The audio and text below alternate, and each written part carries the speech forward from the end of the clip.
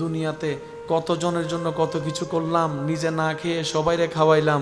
দেশের মাটিতে রোদের গরম সহ্য করে করে টাকা কামাইয়ে দেশে পাঠাইছি, নিজে বন খেয়ে পেট ভরিয়েছি পরিবারকে পোলাও রোজ বিরিয়ানি খাওয়ানোর জন্য।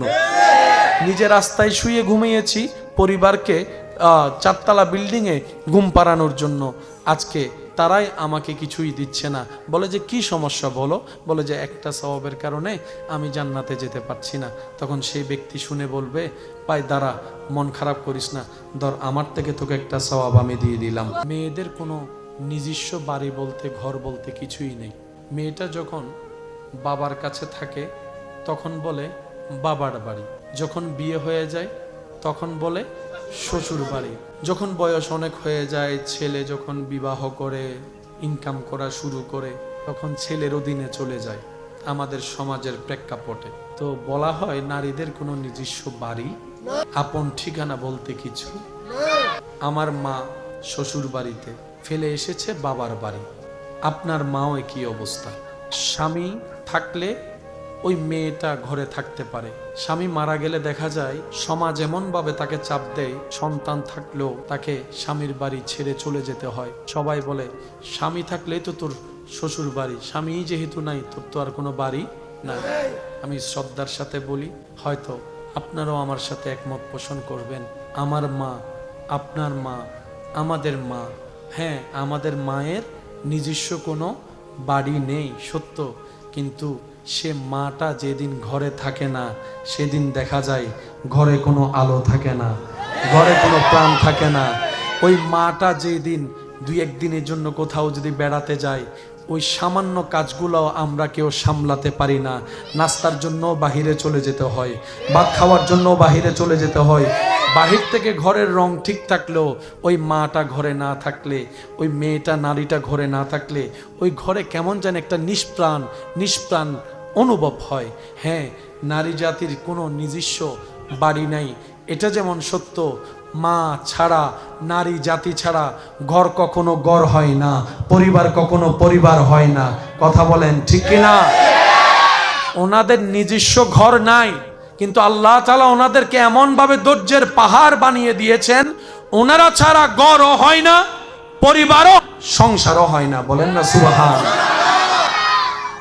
আল্লাহ আমাদেরকে কদর করার তৌফিক দান করুক। ওনারা ঘর করে না, ঘর সাজায় দেয়। মারা ঘর কি করে? মা ছাড়া, বোন ছাড়া, স্ত্রী ছাড়া ঘর, এটা যদি এক সপ্তাহ আমাদের হাতে দেয়, ঘরের আর ঘর থাকে। সেজন্য আল্লাহ তাআলা এমন ভাবে সাজিয়ে দিয়েছেন, স্বামীর জন্য স্ত্রী দরকার, স্ত্রীর জন্য স্বামী দরকার। দুজন যখন স্বামী স্ত্রী এক হয় তখন সেটাকে বলা হয় সংসার।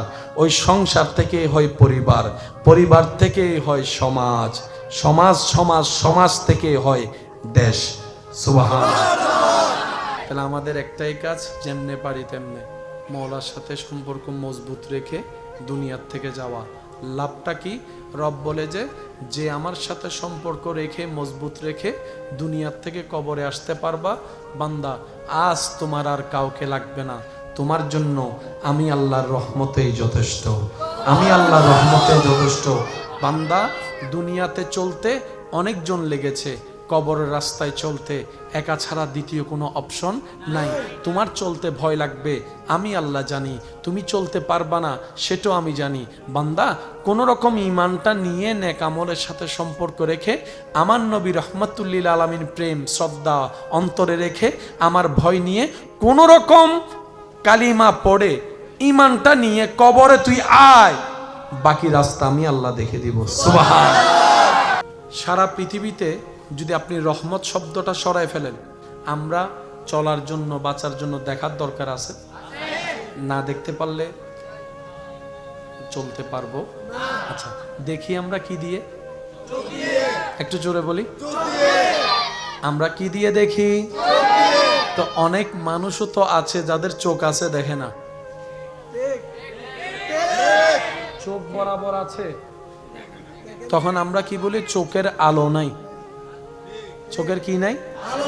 শুনি আমরা কি দিয়ে? তো যিনি কানে শুনে না, বয়রা, আমরা যাদেরকে বলি ওনাদেরও তো কান আছে, শুনে না। তখন বলো যে ভিতরে পর্দা নাই, বিভিন্ন কারণ দেখায়। হাজার কথার এক কথা মনে রাখবেন, যখন রহমত থাকে তখন চোখের দেখা হয়, যখন রহমত থাকে তখন কানের শোনা হয়, যখন রহমত থাকে তখন হার্টের বিট হয়, যখন রহমত থাকে তখন খাবার গিলা হয়, যখন রহমত থাকে সে খাবারটাই হজম হয়, যখন রহমত থাকে আমাদের জীবন চলা হয়, যখন রহমত থাকে নিঃশ্বাস নেওয়া হয়, যখন রহমত থাকে নিঃশ্বাস ফেলা হয়। এই রহমত বুঝবো কিভাবে? এক কথায় আল্লাহর হুকুম। আল্লাহর হুকুম হলেই নিঃশ্বাস চলবে, আল্লাহর হুকুম হলেই নিঃশ্বাস বন্ধ হয়ে যাবে। কথা বলেন ঠিক কিনা? আল্লাহর রহমত ছাড়া চলা সম্ভব। নবী রাহমাতুল্লিল আলামিন বলছেন, হে বিশ্ববাসী উম্মত, আল্লাহ যে তোমাদেরকে কতটুক মহাব্বত করে, কতটুক ভালোবাসে, আল্লাহ বান্দাকে যে কত ভালোবাসে। আল্লাহ তাআলার 100 ভাগ রহমতকে আল্লাহ 2 ভাগে ভাগ করলেন। এক ভাগের মধ্যে 1 ভাগ রহমত দিয়েছেন, আরেক ভাগের মধ্যে 99 ভাগ রহমত রেখেছেন। ওই 1 ভাগ রহমতকে আল্লাহ সৃষ্টির উপর দান করেছেন। সুবহানাল্লাহ। এই যে পৃথিবীতে আমরা যত মায়া, ভালোবাসা, টান, অনুভব যা দেখি সবগুলা হচ্ছে ওই 1 ভাগ রহমতের ছায়া মাত্র। আপনি দেখেন একটা কুকুরের বাচ্চা,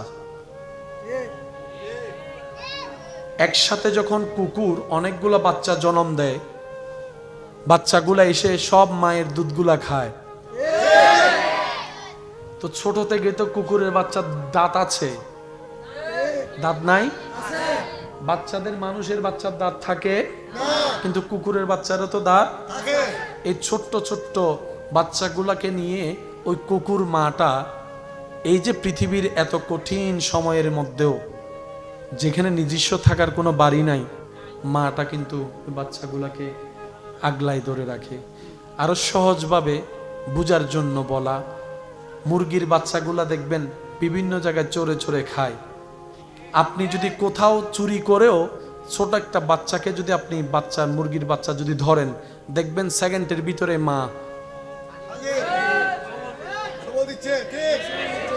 মা জানে তার এই ছোট্ট ঠোঁটে আপনার কিচ্ছু বিগড়াইতে পারবে না, কিন্তু সেই কুকুর আপনার সেই মুরগির মাটা জানে আমার সন্তানের উপর আক্রমণ এসেছে, আমার সন্তানকে বুঝি আমার থেকে ছিনাই নিতে চাচ্ছে। ওইটা হচ্ছে 1 ভাগের রহমতের কিছু অংশ, বাকি 99 ভাগ রহমত আল্লাহ নিজের কাছে মজুদ করে রেখেছেন। নবী রাহমাতুল্লিল আলামিন বলে, সাহাবায়ে কেরাম জিজ্ঞেস করে, ইয়া রাসূলুল্লাহ, 1 ভাগ রহমতের যদি এত নিয়ামত হয়, 99 ভাগ রহমতের নিয়ামত কেমন হবে? ইয়া রাসূলুল্লাহ, এই 99 ভাগ রহমত আল্লাহ কেন রেখেছেন? নবী রাহমাতুল্লিল আলামিন বলে, হাসরের ময়দানে আল্লাহ এই 99 ভাগ রহমতের দরজাকে উন্মুক্ত করে দিবে, দরজা খুলে দিবে, দরজা উন্মুক্ত করে দিবে। আর এই 99 ভাগ রহমতকে আল্লাহ উন্মুক্ত করবে শুধুমাত্র বান্দাদেরকে মাফ করার জন্য, জাহান্নামী থেকে জান্নাতি করার জন্য। আল্লাহ চায় প্রত্যেকটা বান্দা জান্নাতে যাক, কিন্তু আমরা চাই না ইবে জান্নাতে যাও, ইবে না যাও, তুই জান নাইমে, তুই জান নাইমে।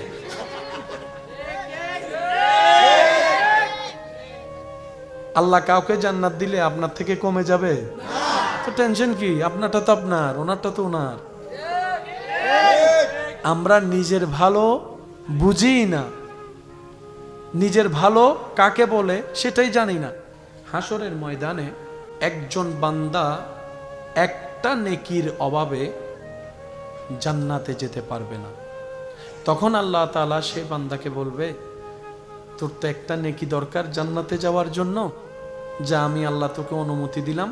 এই হাসরে তো তোর অনেক আপন মানুষ আছে, আত্মীয় স্বজন আছে, অনেক মা বাবা আছে, ভাই বেড়াদার আছে, হ্যাঁ, অনেক বন্ধু বান্ধব আছে। যা, কারো থেকে যদি একটা সওয়াব নিয়ে আসতে পারস, আমি আল্লাহ তোকে জান্নাত দিয়ে দিব। সুবহানাল্লাহ। 30-40 নাম্বার কম পেয়ে যদি গোল্ডেন এ প্লাস না পাই, মনকে বুঝ দেওয়া যায়, কিন্তু 1 নাম্বারের কারণে যদি ফেল করে, এটা কিন্তু মানা যায় না। 1 নাম্বারের কারণে যদি গোল্ডেন এ প্লাস না পাই, এটা কিন্তু এখানে সয় না, মাত্র 1 নাম্বার। এই 1 নাম্বারের জন্য ফেল হয়ে গেলাম। এখন ওই চিরসুখের জায়গা জান্নাত নির্ভর করছে মাত্র কয়টা সওয়াব। এবার আল্লাহর হুকুমে ওই আল্লাহর বান্দা সর্ব জায়গায় যাবে, যেখানে যেখানে যাওয়ার, যার কাছে কাছে যাওয়ার, যেখানেই যাবে সেখান থেকে ফেরত আসবে, কেউ ওনাকে একটা সওয়াব দিতে রাজি হবে। আচ্ছা বলেন, এই হিকমতটা কার? আল্লাহ। জোরে বলেন কার? আল্লাহ। এবার একটু খেয়াল করুন, দিলের কান দিয়ে শুনুন। আস্তে আস্তে আল্লাহর হুকুমে, আল্লাহর কুদরতি প্ল্যানিংয়ে ওনার সাথে এমন একজন মানুষের দেখা হবে, ওই মানুষটা বলবে, কিরে তোর চেহারা এত পেরেশান, ব্যাপার কি? তখন উনি ওনার কষ্টগুলা বলবে, দুনিয়াতে কতজনের জন্য কত কিছু করলাম, নিজে না খেয়ে সবাইরে খাওয়াইলাম, দেশের মাটিতে রোদের গরম সহ্য করে করে টাকা কামাইয়ে দেশে পাঠাইছি, নিজে বন খেয়ে পেট ভরিয়েছি, পরিবারকে পোলাও রোজ বিরিয়ানি খাওয়ানোর জন্য, নিজে রাস্তায় শুয়ে ঘুমিয়েছি, পরিবারকে 4তলা বিল্ডিংয়ে ঘুম পাড়ানোর জন্য। আজকে তারাই আমাকে কিছুই দিচ্ছে না। বলে যে কি সমস্যা বলো? বলে যে একটা সওয়াবের কারণে আমি জান্নাতে যেতে পারছি না। তখন সেই ব্যক্তি শুনে বলবে, পাই দাঁড়া, মন খারাপ করিস না, ধর আমার থেকে তোকে একটা সওয়াব আমি দিয়ে দিলাম, একটা সওয়াব দিয়ে দিলাম। এখন সেই ব্যক্তি ওই সওয়াবটা পেয়ে খুশি মনে রবের কাছে আসবে, ইয়া রব, সওয়াব পাইছি একটা, জান্নাত আমার এখন। আর একটু জোরে বলেন, কি হচ্ছে না হচ্ছে সব আল্লাহ জানে কি জানে না? আওয়াজে হয় না, আরো জোরে বলেন, জানে কি জানে না? এই সব হচ্ছে কার হুকুমে? এবার আল্লাহ তাআলা বলবে, এই হাসরের কঠিন দিনে যেখানে সবাই নফসি নফসি করে নিজেকে বাঁচানোর জন্য, তোরে সওয়াব দিছে কে? তারে ডাক। এবার সেই ব্যক্তিটাও রবের দরবারে আসবে। আসার পর আল্লাহ তাআলা জিজ্ঞেস করবে, তুই বলে তার একটা সওয়াব দিয়েছস? সে বলবে যে আল্লাহ, আল্লাহ দিয়েছি তো সওয়াব। রব বলে যে দয়াবান আমি না। সুবহানাল্লাহ, আরো জোরে সুবহানাল্লাহ। দয়াবান তো আমি আল্লাহ, এই হাসরে কেউ কাউকে দেয় না, তুই দিলি কেন? তখন সেই বান্দা বলবে, আল্লাহ আমার সারা জীবনে আছে মাত্র একটা সওয়াব। আরো জোরে, আমার সারা জীবনে আছে মাত্র এটা, থাকলেও কি না থাকলেও কি, তা আমি তো জান্নাতে যেতে পারবো না এক সওয়াব দিয়ে, অন্তত তোমার একটা বান্দা যদি একটা সওয়াব দিয়ে জান্নাতে যেতে পারে, আমি জাহান্নামে গিয়ে অন্তত মনকে এতটুকু সান্ত্বনা দিব যে শেষ বেলায় এসেও কারো একটা উপকার করতে পেরেছি, কারো চোখের পানি মুছে মুখে হাসি ফুটাতে পেরেছি, কারো আনন্দের কারণ তো হতে পেরেছি, আল্লাহর সৃষ্টির কিছুটা সেবা হয়তো আমি করতে পেরেছি। একটা সওয়াব তো আমার কোনো উপকার আসবে না, কিন্তু তোমার এই বান্দা, আমার এই ভাইয়ের তো উপকারে আসবে, সেজন্য আমি আল্লাহ তাকে দিয়ে দিয়েছি। রব বলে যে আমার সামনে তুই সৃষ্টি হয়ে যদি এত দয়া দেখাইতে পারস, আমার দয়া কি কোনো অংশে কম নাকি? এ আল্লাহ পাক বলবে, এ আমার বান্দা, একটা সওয়াব তোকে যে দিয়েছে, তুই সওয়াবটা পেয়ে জান্নাতে যা, আর যে তোকে সওয়াব দিয়েছে তাকেও জান্নাত দিয়ে দিলাম। সুবহানাল্লাহ। এবার বুঝুন, হাজার হাজার কোটি কোটি অগণিত বান্দার ভিতরে তার সাথে ওর দেখা হলো কেন? যার কাছে একটা সওয়াব। আল্লাহ চাচ্ছে দুজনকে জান্নাত দিতে, কিন্তু আল্লাহ তো আহকামুল হাকিমিন, যিনি নিয়ম বানাই তিনি নিয়ম ভঙ্গ করা মানায় না। সেজন্য আল্লাহ পাক এমন হিকমত করেছেন যে ওর কাজটাও হয়ে যাক, এর কাজটাও হয়ে যাক, দুনো বান্দা জান্নাতে চলে যাক। সুবহানাল্লাহ। সেজন্য আল্লাহ পাক বলে, আনার রহমান আনার রহিম। ওদিকে বলে, লা তাকনাতু মির রাহমাতিল্লাহ। এই আয়াত হাজারবার আমরা শোনার সৌভাগ্য হয়েছে। চলুন আজকে উলামায়ে কেরামের দোয়া নিয়ে এই আয়াতের একটু গভীরে যাওয়ার চেষ্টা করি। রব বলছে, লা তাকনাতু মির রাহমাতিল্লাহ, হে আমার বান্দারা কখনোই নিরাশ হইও না। আল্লাহ কি থেকে নিরাশ হব না, কোত্থেকে নিরাশ হব না? রব বলে, মির রাহমাতিল্লাহ, আমি আল্লাহর রহমত থেকে শয়নে স্বপনে 24টা ঘন্টায় কখনো নিরাশ হইও না। এমনকি তোমার সামনে যদি আগুনও চলে আসে তখনও নিরাশ হইও না। কখনোই নিরাশ হইও না। দন্ত নর পরে রশ্মি, কখনোই নিরাশ হইও না। বলছেন কে? কাদেরকে? আমাদেরকে। বলেন কাদেরকে? আমাদেরকে বলছেন আল্লাহ, কখনোই তোমরা আমার রহমত থেকে নিরাশ হইও। এই কখনোই কখন? দুনিয়াতে, ছোটবেলায়, বড় বেলায়, মাঝ বেলায়, যৌবন বেলায়, বিয়ের আগে, বিয়ের পরে, চাকরির আগে, চাকরির পরে, সন্তান হওয়ার আগে, সন্তান হওয়ার পরে। দাড়ি সাদা হয়ে গেল, নিরাশ হইস না বান্দা, আমার রহমত আছে, আমার রহমত আছে, আমার রহমত আছে। তুই যদি সেই বিশ্বাসটা অন্তরে নিয়ে, অন্তরে থাকা অবস্থায় মৃত্যুবরণ করতে পারস, আমি আল্লাহ তোকে কবরও নিরাশ করব না, হাসরও নিরাশ করব না। যদি তোর গুনায় আটকাই ফেলে, আমার নবীকে সুপারিশের অনুমতি আমি আল্লাহ দিয়ে রেখেছি। আমার নবী সুপারিশ করবে, আমি তোদেরকে জান্নাতি রাস্তা দেখাই দেব। সুবহানাল্লাহ। আমাদের শুধু একটাই কাজ, আল্লাহর সাথে কানেকশন মজবুত করা। তো বান্দা চাচ্ছে আল্লাহর সাথে কানেকশন রাখতে, তা আল্লাহকে চিনতে হবে না? আল্লাহকে চিনতে হবে তো, নাহলে কানেকশনটা কিভাবে রাখবো? ওই চিনানোর জন্যই আল্লাহ বান্দার উপকারে যাকে নিজে থেকে পাঠিয়েছেন এই পৃথিবীর বুকে, ওনারাই হচ্ছে নবী রসুল। আর সেই নবী রসুলের মধ্যে সবার শেষে ইমামুল আম্বিয়া, আল্লাহ যাকে পাঠিয়েছেন বান্দার সাথে আল্লাহ সম্পর্ক করিয়ে দেওয়ার জন্য, উনিই হচ্ছেন নবী রহমাতুল লিল আলামিন। আবু বকর সিদ্দিক বান্দা, ওনার আল্লাহকে দরকার। আল্লাহ পাক নবীকে পাঠালেন, উনি আল্লাহর প্রেরিত নবীর কাছে গেলেন, নবী আল্লাহর সাথে সম্পর্ক লাগাই দিলেন। আবু বকর সিদ্দিক আকবর হয়ে গেলেন, ওমর ফারুকে আজম হয়ে গেলেন, ওসমান গনি জিন্নুরাইন হয়ে গেলেন, আলী মৌলা আলী শের খুদা হয়ে গিয়েছেন। নামাজ কাদের পড়া দরকার? নামাজ কাদের পড়া দরকার? যারা আল্লাহর সাথে কানেকশন রাখতে চায় তারা পড়বো। আর কেউ যদি বলে যে না, আমার আল্লাহর সাথে কানেকশন রাখার দরকার নাই, তাহলে এটা আপনার ব্যক্তিগত ব্যাপার। কারণ জোর করে আর যাই হোক প্রেম হয় না, আর রব জোরাজুরি পছন্দ করে না। এই পৃথিবী ধ্বংস একদিন হয়ে যাবে, সবার জানা। একটা সময় কেউ কেউ না মানলেও এখন তারা মানতে বাধ্য, পৃথিবী আর বেশি দিন থাকবে। আপনারা জানেন, পৃথিবীর কিছু কিছু মানুষ ইসলামকে পছন্দ করতে পারে না, পছন্দ করতেই চায় না। যারা সব সময় ইসলামের দোষ খোঁজার চেষ্টা করে। একটু আওয়াজ দেন না, ঠিক কি না? অনেকেই তো কোরআনের মধ্যে ভুল খোঁজার জন্য চেষ্টা করেছে। বিভিন্ন সময় দেখবেন কেউ কোরআনের পৃষ্ঠা ছিঁড়ে বেয়াদবি করছে, কেউ কোরআনের উপর পা রেখে নাউজুবিল্লাহ বেয়াদবি করে, কেউ কোরআনকে ছুটে ফেলছে, কেউ কোরআনকে আগুন লাগাই পুড়ে ফেলছে। এই পৃথিবীতে অনেক আগে থেকেই ইসলামের পিছনে লেগে ক্ষতি করার চেষ্টা করার মানুষ আগেও ছিল, এখনো আছে, ভবিষ্যতেও থাকবে। কোরআন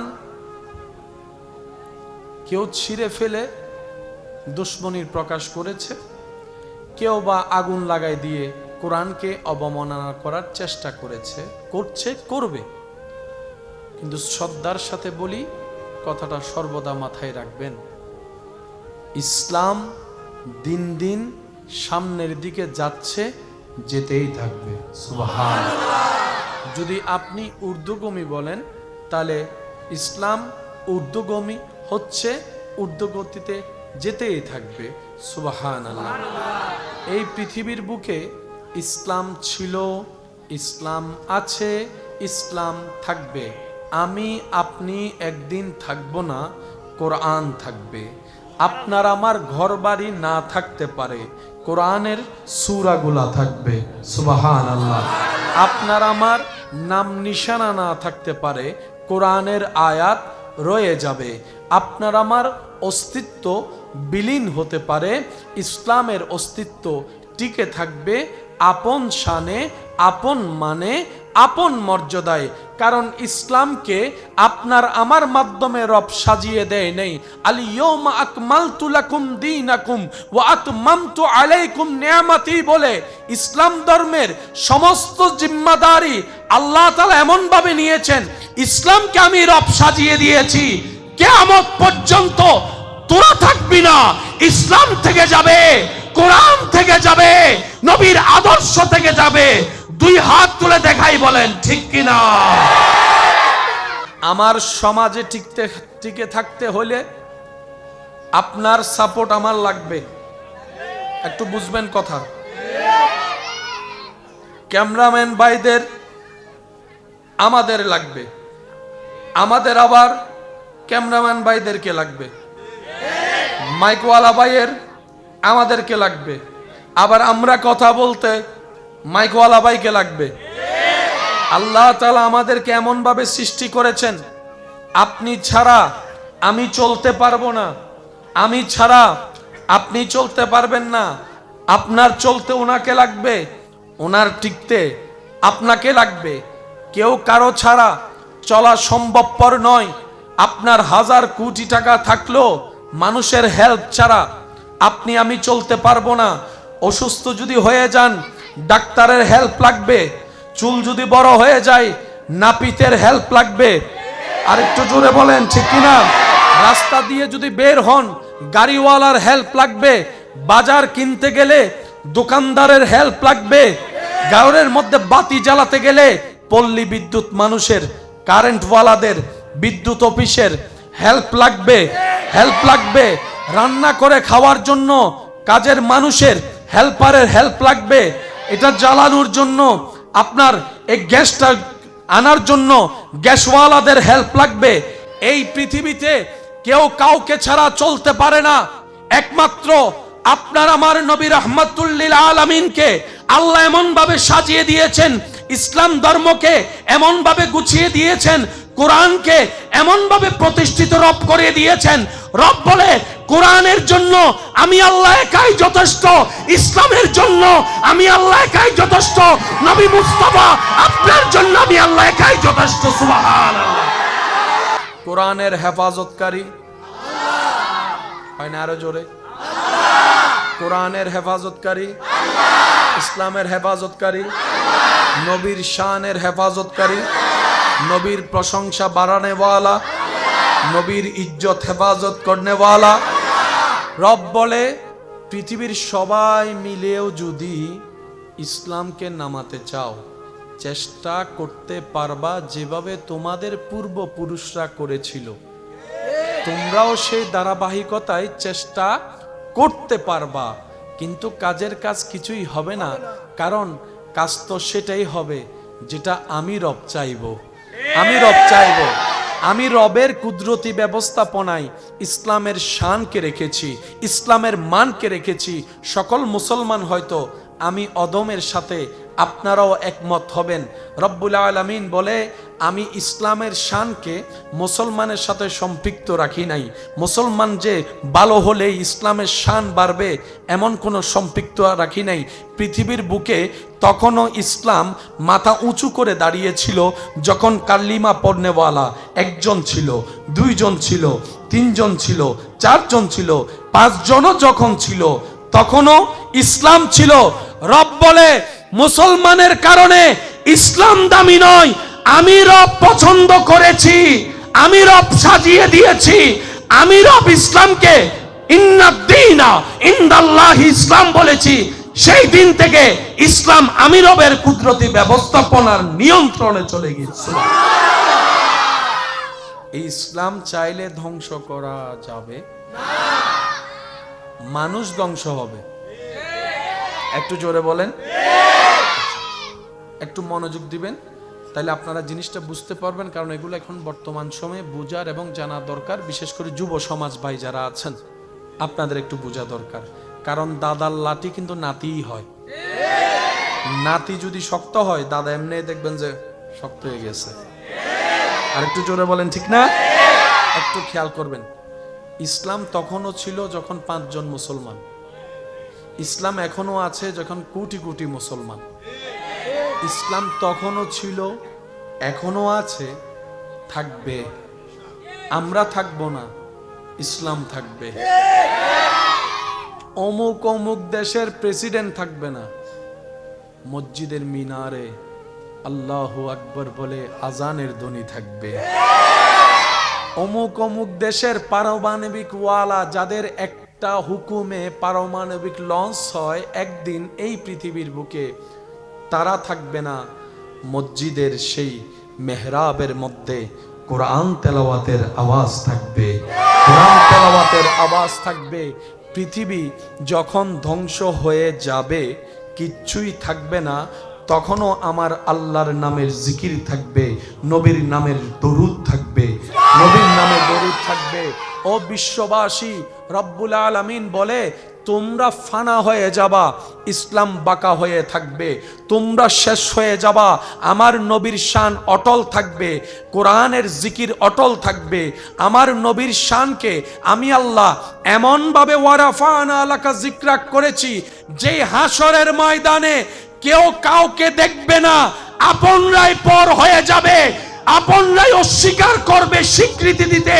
ওই কঠিন মুহূর্তে সবাইকে দাঁড় করায় রেখে আমি আল্লাহ ওয়ারাফানা লাকা যিকরাক আয়াতের তাফসীর প্রমাণ করব, সবাইকে দাঁড় করাই আমার নবীকে মাকামে মাহমুদে বসিয়ে দিব। সুবহানাল্লাহ। দুনিয়াতে কতজনের জন্য কত কিছু করলাম, নিজে না খেয়ে সবাইরে খাওয়াইলাম। দেশের মাটিতে রোদের গরম সহ্য করে করে টাকা কামাইয়ে দেশে পাঠাইছি, নিজে বন খেয়ে পেট ভরিয়েছি পরিবারকে পোলাও রোজ বিরিয়ানি খাওয়ানোর জন্য। নিজে রাস্তায় শুয়ে ঘুমিয়েছি পরিবারকে চারতলা বিল্ডিংয়ে ঘুম পাড়ানোর জন্য। আজকে তারাই আমাকে কিছুই দিচ্ছে না, বলে যে কি সমস্যা বলো, বলে যে একটা সওয়াবের কারণে আমি জান্নাতে যেতে পারছি না। তখন সেই ব্যক্তি শুনে বলবে, ভাই দাঁড়া, মন খারাপ করিস না, ধর আমার থেকে তোকে একটা সওয়াব আমি দিয়ে দিলাম। মেয়েদের কোনো নিজস্ব বাড়ি বলতে ঘর বলতে কিছুই নেই। মেয়েটা যখন বাবার কাছে থাকে তখন বলে বাবার বাড়ি, যখন বিয়ে হয়ে যায় তখন বলে শ্বশুর বাড়ি, যখন বয়স অনেক হয়ে যায়, ছেলে যখন বিবাহ করে ইনকাম করা শুরু করে তখন ছেলের অধীনে চলে যায় আমাদের সমাজের প্রেক্ষাপটে। তো বলা হয় নারীদের কোনো নিজস্ব বাড়ি, আপন ঠিকানা বলতে কিছু। আমার মা শ্বশুর বাড়িতে ফেলে এসেছে বাবার বাড়ি, আপনার মাও একই অবস্থা। স্বামী থাকলে ওই মেয়েটা ঘরে থাকতে পারে, স্বামী মারা গেলে দেখা যায় সমাজ এমনভাবে তাকে চাপ দেয়, সন্তান থাকলেও তাকে স্বামীর বাড়ি ছেড়ে চলে যেতে হয়। সবাই বলে স্বামী থাকলেই তো তোর শ্বশুর বাড়ি, স্বামী যেহেতু নাই তোর তো আর কোনো বাড়ি না। আমি শ্রদ্ধার সাথে বলি, হয়তো আপনারাও আমার সাথে একমত পোষণ করবেন। আমার মা, আপনার মা, আমাদের মা, হ্যাঁ আমাদের মায়ের নিজস্ব কোনো বাড়ি নেই সত্য, কিন্তু সে মাটা যেদিন ঘরে থাকে না সেদিন দেখা যায় ঘরে কোনো আলো থাকে না, ঘরে কোনো প্রাণ থাকে না। ওই মাটা যেদিন দুই একদিনের জন্য কোথাও যদি বেড়াতে যায়, ওই সামান্য কাজগুলো আমরা কেউ সামলাতে পারি না। নাস্তার জন্য বাহিরে চলে যেতে হয়, ভাত খাওয়ার জন্য বাহিরে চলে যেতে হয়।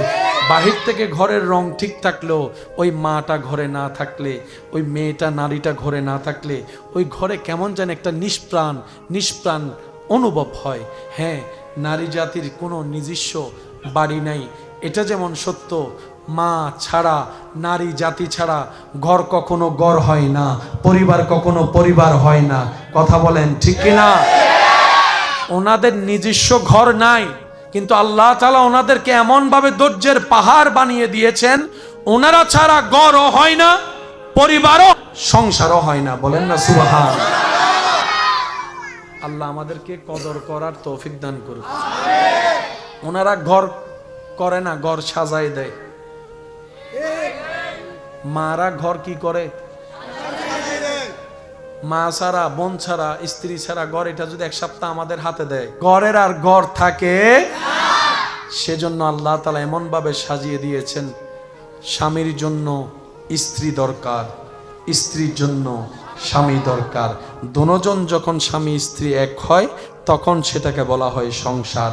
ওই সংসার থেকে হয় পরিবার, পরিবার থেকে হয় সমাজ, সমাজ সমাজ সমাজ থেকে হয় দেশ। সুবহানাল্লাহ। তাহলে আমাদের একটাই কাজ, যেমনে পারি তেমনে মওলার সাথে সম্পর্ক মজবুত রেখে দুনিয়ার থেকে যাওয়া। লাভটা কি? রব বলে যে আমার সাথে সম্পর্ক রেখে মজবুত রেখে দুনিয়ার থেকে কবরে আসতে পারবা, বান্দা আজ তোমার আর কাউকে লাগবে না, তোমার জন্য আমি আল্লাহর রহমতেই যথেষ্ট, আমি আল্লাহর রহমতে যথেষ্ট। বান্দা দুনিয়াতে চলতে অনেকজন লেগেছে, কবরের রাস্তায় চলতে একা ছাড়া দ্বিতীয় কোনো অপশন নাই। তোমার চলতে ভয় লাগবে, আমি আল্লাহ জানি। তুমি চলতে পারবা না, সেটাও আমি জানি। বান্দা কোনো রকম ঈমানটা নিয়ে নেক আমলের সাথে সম্পর্ক রেখে আমার নবী রহমাতুল্লিল আলামিন প্রেম শ্রদ্ধা অন্তরে রেখে আমার ভয় নিয়ে কোনো রকম কালিমা পড়ে ঈমানটা নিয়ে কবরে তুই আয়, বাকি রাস্তা আমি আল্লাহ দেখে দিব। সুবহানাল্লাহ। সারা পৃথিবীতে যদি আপনি রহমত শব্দটা সরায় ফেলেন, আমরা চলার জন্য বাঁচার জন্য দেখার দরকার আছে, না দেখতে পারলে চলতে পারবো? আচ্ছা দেখি আমরা কি দিয়ে, একটু জোরে বলি, আমরা কি দিয়ে দেখি? তো অনেক মানুষও তো আছে যাদের চোখ আছে দেখে না, চোখ বরাবর আছে, তখন আমরা কি বলি? চোখের আলো নাই। চোখের কি নাই? শুনি আমরা কি দিয়ে? তো যিনি কানে শুনে না, বয়রা আমরা যাদেরকে বলি, ওনাদের তো কান আছে, শুনে না, তখন বলো যে ভিতরে পর্দা নাই। বিভিন্ন কারণ দেখায়। হাজার কথার এক কথা মনে রাখবেন, যখন রহমত থাকে তখন চোখের দেখা হয়, যখন রহমত থাকে তখন কানের শোনা হয়, যখন রহমত থাকে তখন হার্টের বিট হয়, যখন রহমত থাকে তখন খাবার গিলা হয়, যখন রহমত থাকে সে খাবারটাই হজম হয়, যখন রহমত থাকে আমাদের জীবন চলা হয়, যখন রহমত থাকে নিঃশ্বাস নেওয়া হয়, যখন রহমত থাকে নিঃশ্বাস ফেলা হয়। এই রহমত বুঝবো কিভাবে? এক কথায় আল্লাহর হুকুম। আল্লাহর হুকুম হলেই নিঃশ্বাস চলবে, আল্লাহর হুকুম হলেই নিঃশ্বাস বন্ধ হয়ে যাবে। কথা বলেন ঠিক কিনা? আল্লাহর রহমত ছাড়া চলা সম্ভব। নবী রাহমাতুল্লিল আলামিন বলছেন, হে বিশ্ববাসী উম্মত, আল্লাহ যে তোমাদেরকে কতটুক মহব্বত করে, কতটুক ভালোবাসে, আল্লাহ বান্দাকে যে কত ভালোবাসে। আল্লাহ তাআলার 100 ভাগ রহমতকে আল্লাহ 2 ভাগে ভাগ করলেন। এক ভাগের মধ্যে 1 ভাগ রহমত দিয়েছেন, আরেক ভাগের মধ্যে 99 ভাগ রহমত রেখেছেন।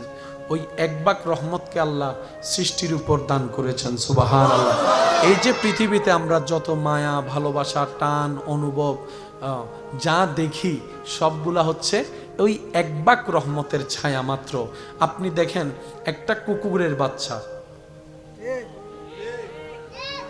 একসাথে যখন কুকুর অনেকগুলো বাচ্চা জন্ম দেয়, বাচ্চাগুলা এসে সব মায়ের দুধগুলা খায়। তো ছোট থেকে তো কুকুরের বাচ্চার দাঁত আছে, দাঁত নাই? বাচ্চাদের মানুষের বাচ্চার দাঁত থাকে, কিন্তু কুকুরের বাচ্চারও তো দাঁত থাকে। এই ছোট্ট ছোট্ট বাচ্চাগুলাকে নিয়ে ওই কুকুর মাটা এই যে পৃথিবীর এত কঠিন সময়ের মধ্যেও, যেখানে নিজস্ব থাকার কোনো বাড়ি নাই, মাটা কিন্তু বাচ্চাগুলাকে আগলাই ধরে রাখে। আরো সহজভাবে বুঝার জন্য বলা, মুরগির বাচ্চাগুলা দেখবেন বিভিন্ন জায়গায় চড়ে চড়ে খায়।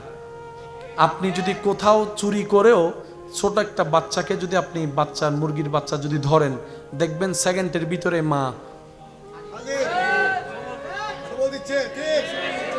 মা জানে তার এই ছোট্ট ঠোঁটে আপনার কিচ্ছু বিগড়াইতে পারবে না, কিন্তু সেই কুকুর আপনার সেই মুরগির মাটা জানে আমার সন্তানের উপর আক্রমণ এসেছে, আমার সন্তানকে বুঝি আমার থেকে ছিনাই নিতে চাচ্ছে।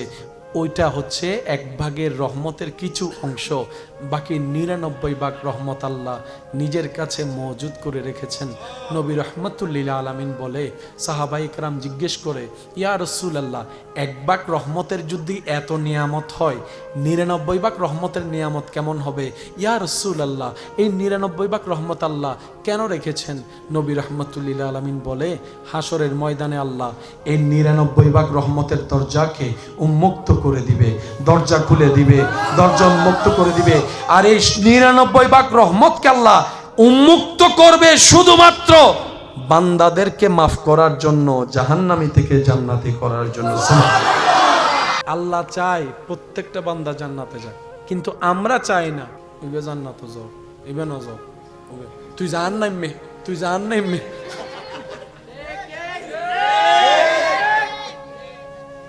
আল্লাহ কাউকে জান্নাত দিলে আপনার থেকে কমে যাবে? তো টেনশন কি? আপনারটা তো আপনার, ওনারটা তো ওনার। আমরা নিজের ভালো বুঝি না, নিজের ভালো কাকে বলে সেটাই জানি না। হাসরের ময়দানে একজন বান্দা একটা নেকির অভাবে জান্নাতে যেতে পারবে না। তখন আল্লাহ তাআলা সে বান্দাকে বলবে, তোর তো একটা নেকি দরকার জান্নাতে যাওয়ার জন্য, যা আমি আল্লাহ তোকে অনুমতি দিলাম। এই হাসরে তো তোর অনেক আপন মানুষ আছে, আত্মীয় স্বজন আছে, অনেক মা বাবা আছে, ভাই বেড়াদার আছে, হ্যাঁ, অনেক বন্ধু বান্ধব আছে। যা, কারো থেকে যদি একটা সওয়াব নিয়ে আসতে পারোস, আমি আল্লাহ তোকে জান্নাত দিয়ে দিব। সুবহানাল্লাহ। 30-40 নাম্বার কম পেয়ে যদি গোল্ডেন এ প্লাস না পাই, মনকে বুঝ দেওয়া যায়, কিন্তু 1 নাম্বারের কারণে যদি ফেল করে, এটা কিন্তু মানা যায় না। 1 নাম্বারের কারণে যদি গোল্ডেন এ প্লাস না পাই, এটা কিন্তু এখানে সয় না, মাত্র 1 নাম্বার। এই 1 নাম্বারের জন্য ফেল হয়ে গেলাম। এখন ওই চির সুখের জায়গা জান্নাত নির্ভর করছে মাত্র কয়টা সওয়াব? এবার আল্লাহর হুকুমে ওই আল্লাহর বান্দা সর্ব জায়গায় যাবে, যেখানে যেখানে যাওয়ার, যার কাছে কাছে যাওয়ার, যেখানেই যাবে সেখান থেকে ফেরত আসবে। কেউ ওনাকে একটা সওয়াব দিতে রাজি হবে। আচ্ছা বলেন, এই হিকমতটা কার? আল্লাহ। জোরে বলেন কার? আল্লাহ। এবার একটু খেয়াল করুন, দিলের কান দিয়ে শুনুন। আস্তে আস্তে আল্লাহর হুকুমে, আল্লাহর কুদরতি প্ল্যানিংয়ে ওনার সাথে এমন একজন মানুষের দেখা হবে, ওই মানুষটা বলবে, কিরে তোর চেহারা এত পেরেশান, ব্যাপার কি? তখন উনি ওনার কষ্টগুলা বলবে, দুনিয়াতে কতজনের জন্য কত কিছু করলাম, নিজে না খেয়ে সবাইরে খাওয়াইলাম, দেশের মাটিতে রোদের গরম সহ্য করে করে টাকা কামাইয়ে দেশে পাঠাইছি, নিজে বন খেয়ে পেট ভরিয়েছি, পরিবারকে পোলাও রোজ বিরিয়ানি খাওয়ানোর জন্য, নিজে রাস্তায় শুয়ে ঘুমিয়েছি, পরিবারকে 4তলা বিল্ডিংয়ে ঘুম পাড়ানোর জন্য। আজকে তারাই আমাকে কিছুই দিচ্ছে না। বলে যে কি সমস্যা বলো? বলে যে একটা সওয়াবের কারণে আমি জান্নাতে যেতে পারছি না। তখন সেই ব্যক্তি শুনে বলবে, ভাই দাঁড়া, মন খারাপ করিস না, ধর আমার থেকে তোকে একটা সওয়াব আমি দিয়ে দিলাম, একটা সওয়াব দিয়ে দিলাম। এখন সেই ব্যক্তি ওই সওয়াবটা পেয়ে খুশি মনে রবের কাছে আসবে, ইয়া রব, সওয়াব পাইছি একটা, জান্নাত আমার এখন। আর একটু জোরে বলেন, কি হচ্ছে না হচ্ছে সব আল্লাহ জানে কি জানে না? আওয়াজে হয় না, আরো জোরে বলেন, জানে কি জানে না? এই সব হচ্ছে কার হুকুমে? এবার আল্লাহ তাআলা বলবে, এই হাসরের কঠিন দিনে যেখানে সবাই নফসি নফসি করে নিজেকে বাঁচানোর জন্য, তোরে সওয়াব দিছে কে? তারে ডাক। এবার সেই ব্যক্তিটাও রবের দরবারে আসবে। আসার পর আল্লাহ তাআলা জিজ্ঞেস করবে, তুই বলে তার একটা সওয়াব দিয়েছস? সে বলবে যে আল্লাহ, আল্লাহ দিয়েছি তো সওয়াব। রব বলে যে দয়াবান আমি না। সুবহানাল্লাহ, আরো জোরে সুবহানাল্লাহ। দয়াবান তো আমি আল্লাহ, এই হাসরে কেউ কাউকে দেয় না, তুই দিলি কেন? তখন সে বান্দা বলবে, আল্লাহ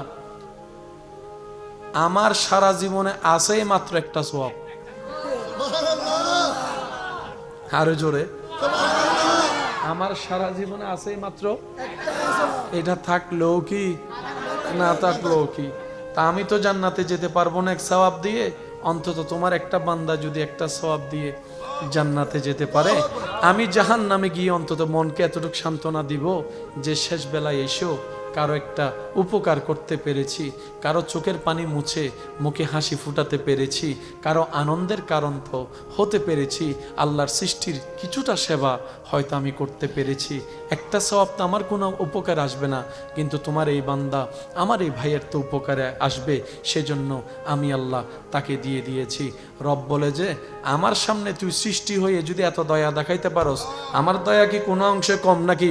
এ আল্লাহ পাক বলবে, এ আমার বান্দা, একটা সওয়াব তোকে যে দিয়েছে, তুই সওয়াবটা পেয়ে জান্নাতে যা, আর যে তোকে সওয়াব দিয়েছে তাকেও জান্নাত দিয়ে দিলাম। সুবহানাল্লাহ। এবার বুঝুন, হাজার হাজার কোটি কোটি অগণিত বান্দার ভিতরে তার সাথে ওর দেখা হলো কেন? যার কাছে একটা সওয়াব। আল্লাহ চাচ্ছে দুজনকে জান্নাত দিতে, কিন্তু আল্লাহ তো আহকামুল হাকিমিন, যিনি নিয়ম বানাই তিনি নিয়ম ভঙ্গ করা মানায় না। সেজন্য আল্লাহ পাক এমন হিকমত করেছেন যে ওর কাজটাও হয়ে যাক, এর কাজটাও হয়ে যাক, দুনো বান্দা জান্নাতে চলে যাক। সুবহানাল্লাহ। সেজন্য আল্লাহ পাক বলে আনার রহমান আনার রহিম, ওদিকে বলে লা তাকনাতু মির রাহমাতিল্লাহ। এই আয়াত হাজারবার আমরা শোনার সৌভাগ্য হয়েছে। চলুন আজকে উলামায়ে কেরামের দোয়া নিয়ে এই আয়াতের একটু গভীরে যাওয়ার চেষ্টা করি। রব বলছে লা তাকনাতু মির রাহমাতিল্লাহ, হে আমার বান্দারা কখনোই নিরাশ হইও না। আল্লাহ কি থেকে নিরাশ হব না, কোত্থেকে নিরাশ হব না? রব বলে মির রাহমাতিল্লাহ, আমি আল্লাহর রহমত থেকে শয়নে স্বপনে 24টা ঘন্টায় কখনো নিরাশ হইও না। এমনকি তোমার সামনে যদি আগুনও চলে আসে তখনও নিরাশ হইও না। কখনোই নিরাশ হইও না। দন্ত নর পরে রশ্মি, কখনোই নিরাশ হইও না। বলছেন কে? কাদেরকে? আমাদেরকে। বলেন কাদেরকে?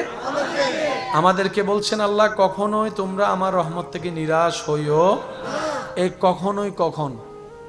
দুনিয়াতে, ছোটবেলায়, বড় বেলায়, মাঝ বেলায়, যৌবন বেলায়, বিয়ের আগে, বিয়ের পরে, চাকরির আগে, চাকরির পরে, সন্তান হওয়ার আগে, সন্তান হওয়ার পরে। দাড়ি সাদা হয়ে গেল, নিরাশ হইস না বান্দা, আমার রহমত আছে, আমার রহমত আছে, আমার রহমত আছে।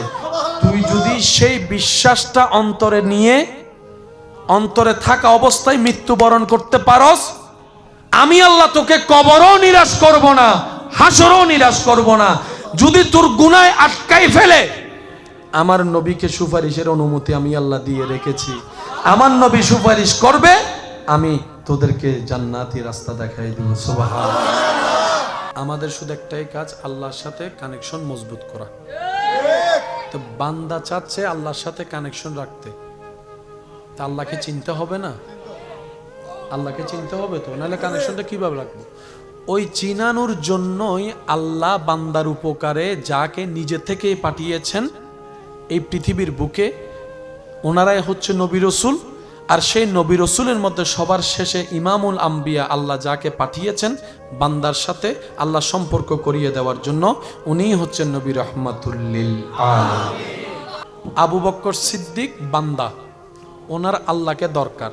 আল্লাহ পাক নবীকে পাঠালেন, উনি আল্লাহর প্রেরিত নবীর কাছে গেলেন, নবী আল্লাহর সাথে সম্পর্ক লাগাই দিলেন।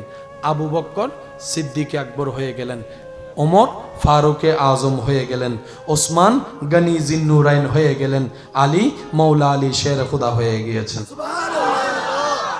নামাজ কাদের পড়া দরকার? নামাজ কাদের পড়া দরকার? যারা আল্লাহর সাথে কানেকশন রাখতে চায় তারা পড়ব। আর কেউ যদি বলি যে না, আমার আল্লাহর সাথে কানেকশন রাখার দরকার নাই, তাহলে এটা আপনার ব্যক্তিগত ব্যাপার।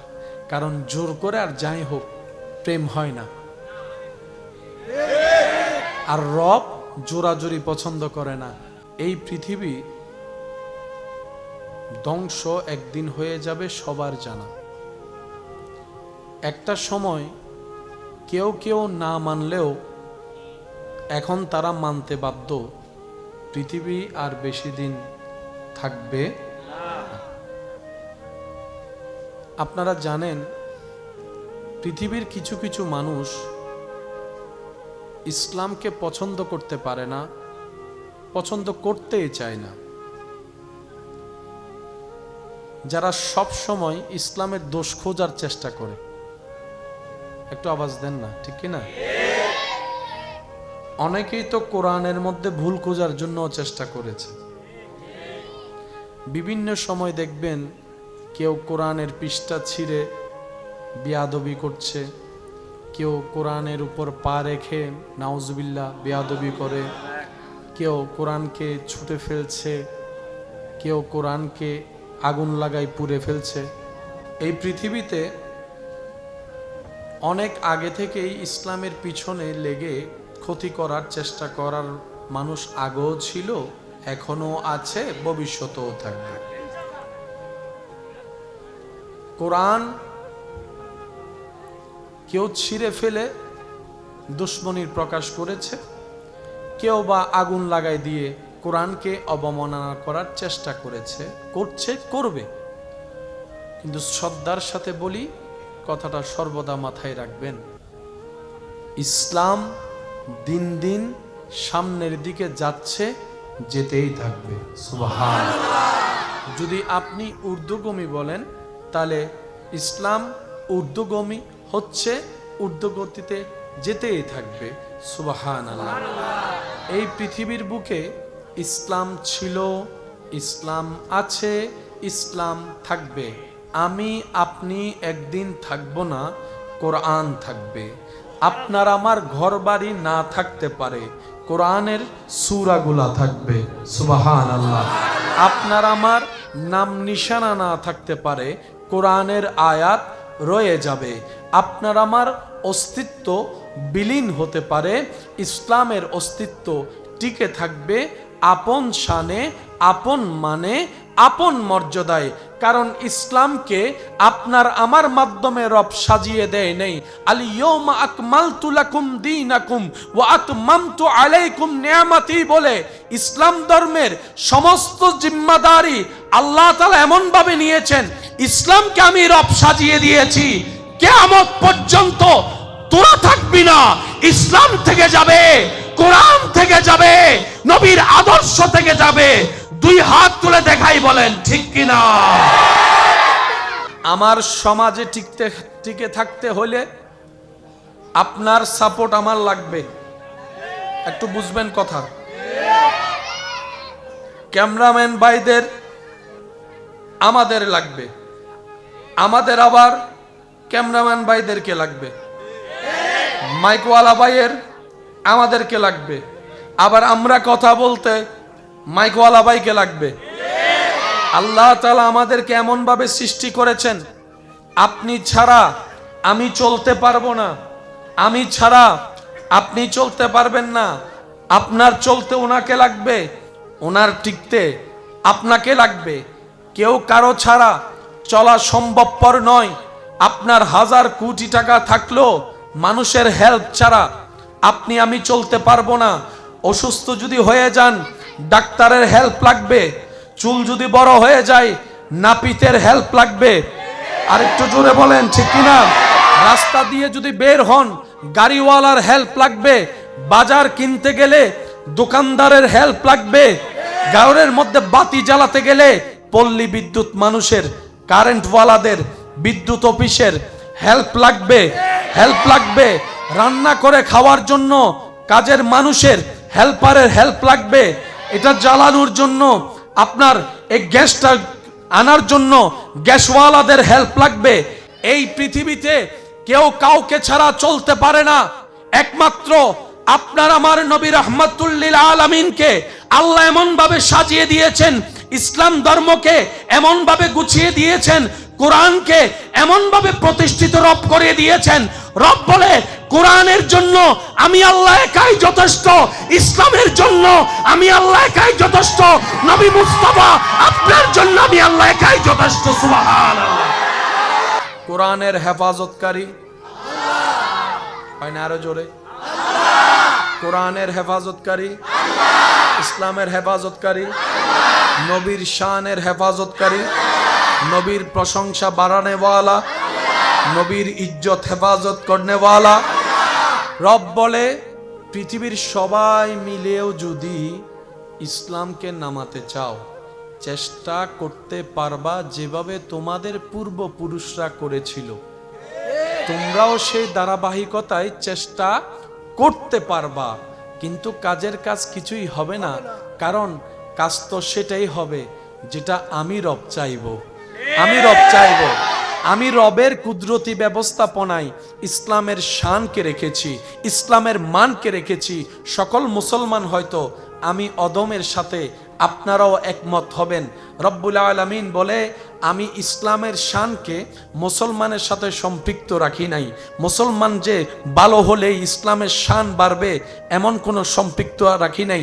পৃথিবীর বুকে তখনও ইসলাম মাথা উঁচু করে দাঁড়িয়েছিল যখন কালিমা পড়নেওয়ালা একজন ছিল, দুইজন ছিল, তিনজন ছিল, চারজন ছিল, পাঁচজনও যখন ছিল তখনও ইসলাম ছিল। রব বলে, মুসলমানের কারণে ইসলাম দামি নয়, আমি রব পছন্দ করেছি, আমি রব সাজিয়ে দিয়েছি, আমি রব ইসলামকে ইন্নাদ-দীনা ইনদাল্লাহি ইসলাম বলেছি। সেই দিন থেকে ইসলাম আমি রবের কুদরতি ব্যবস্থাপনার নিয়ন্ত্রণে চলে গিয়েছে। এই ইসলাম চাইলে ধ্বংস করা যাবে না, মানুষ ধ্বংস হবে। একটু জোরে বলেন, একটু মনোযোগ দিবেন, তাহলে আপনারা জিনিসটা বুঝতে পারবেন। কারণ এগুলো এখন বর্তমান সময়ে বুঝার এবং জানা দরকার। বিশেষ করে যুব সমাজ ভাই যারা আছেন, আপনাদের একটু বোঝা দরকার। কারণ দাদার লাঠি কিন্তু নাতিই হয়। নাতি যদি শক্ত হয়, দাদা এমনি দেখবেন যে শক্ত হয়ে গেছে। আর একটু জোরে বলেন, ঠিক না? একটু খেয়াল করবেন, ইসলাম তখনও ছিল যখন 5 জন মুসলমান। ইসলাম এখনো আছে যখন কোটি কোটি মুসলমান। ইসলাম তখনও ছিল, এখনো আছে, থাকবে। আমরা থাকবো না, ইসলাম থাকবে। অমুক অমুক দেশের প্রেসিডেন্ট থাকবে না, মসজিদের মিনারে আল্লাহু আকবার বলে আজানের ধ্বনি থাকবে। অমুক অমুক দেশের পারমাণবিক ওয়ালা যাদের একটা হুকুমে পারমাণবিক লঞ্চ হয় একদিন এই পৃথিবীর বুকে, তারা থাকবে না। মসজিদের সেই মেহরাবের মধ্যে কোরআন তেলাওয়াতের আওয়াজ থাকবে, কোরআন তেলাওয়াতের আওয়াজ থাকবে। পৃথিবী যখন ধ্বংস হয়ে যাবে, কিচ্ছুই থাকবে না, তখনও আমার আল্লাহর নামের জিকির থাকবে, নবীর নামের দরুদ থাকবে, নবীর নামের দরুদ থাকবে। ও বিশ্ববাসী, রব্বুল আলামিন বলে, তোমরা ফানা হয়ে যাবা, ইসলাম বাঁকা হয়ে থাকবে। তোমরা শেষ হয়ে যাবা, আমার নবীর শান অটল থাকবে, কোরআনের জিকির অটল থাকবে। আমার নবীর শানকে আমি আল্লাহ এমনভাবে ওয়ারাফানা লাকা যিকরাক করেছি, যে হাসরের ময়দানে কেউ কাউকে দেখবে না, আপনরাই পর হয়ে যাবে, আপনরাই অস্বীকার করবে স্বীকৃতি দিতে।